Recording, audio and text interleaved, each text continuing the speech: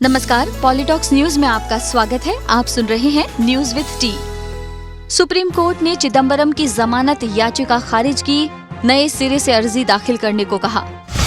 Supreme court ने सोमवार को पी चिदम्बरम की याचिका खारिज कर दी। पूर्व वित्त मंत्री चिदम्बरम ने अंतिम जमानत याचिका नामंजूर करने के दिल्ली हाई कोर्ट के फैसले को सुप्रीम कोर्ट में चुनौती दी थी। शीर्ष अदालत ने सोमवार को इस पर सुनवाई करते हुए कहा कि चूंकि मामला सुप्रीम कोर्ट में आने के बाद चिदम्बरम की गिरफ्तारी हो चुकी है, लिहाजा पुरानी याचिका का अब कोई अर्थ नहीं है। चिदम्बरम नए सिरे से नियमित जमानत याचिका दाखिल करें। इससे पहले सिब्बल ने जस्टिस भानुमति की बेंच के सामने जमानत याचिका को मेंशन किया था।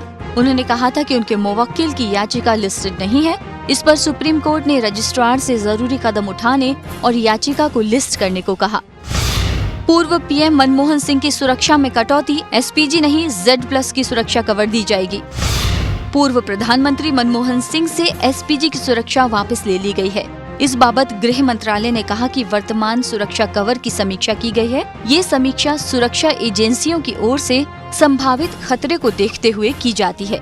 गृह मंत्रालय की ओर से कहा गया है कि एसपीजी सुरक्षा हटाए जाने के बाद मनमोहन सिंह को Z+ की सुरक्षा कवर दी जाएगी। पूर्व पीएम मनमोहन सिंह की एसपीजी सुरक्षा वापस लेने का फैसला खुफिया एजेंसियों से मिले इनपुट के आधार पर कैबिनेट सचिव और गृह मंत्रालय के बीच समीक्षा बैठक के दौरान लिया गया है। अब तक सिर्फ 5 लोगों को एसपीजी सुरक्षा मिली थी, अब केवल 4 लोगों को ही एसपीजी सुरक्षा मिलेगी।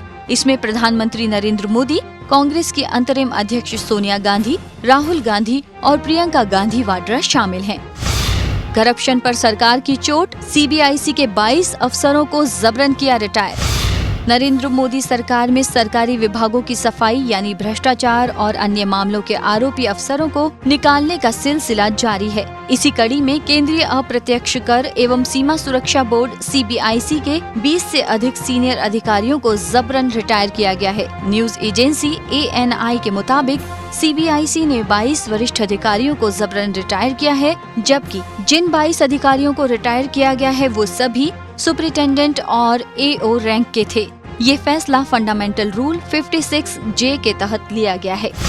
श्रद्धांजलि सभा में बोली सांसद प्रज्ञा ठाकुर, बीजेपी को नुकसान पहुंचाने के लिए मारक शक्ति का इस्तेमाल कर रहा है विपक्ष।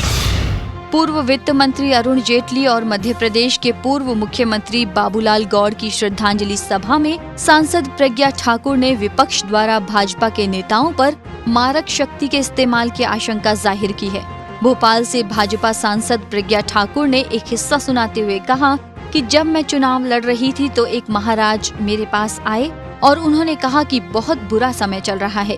विपक्ष एक मारक शक्ति का प्रयोग आपकी पार्टी और उसके नेताओं के लिए कर रहा है। ऐसे में आप सावधान रहें, ये भाजपा को नुकसान पहुंचाने के लिए किया जा रहा है। संजय दत्त की फिर हो सकती है पॉलिटिक्स में एंट्री, थाम सकते हैं RSP का दामन।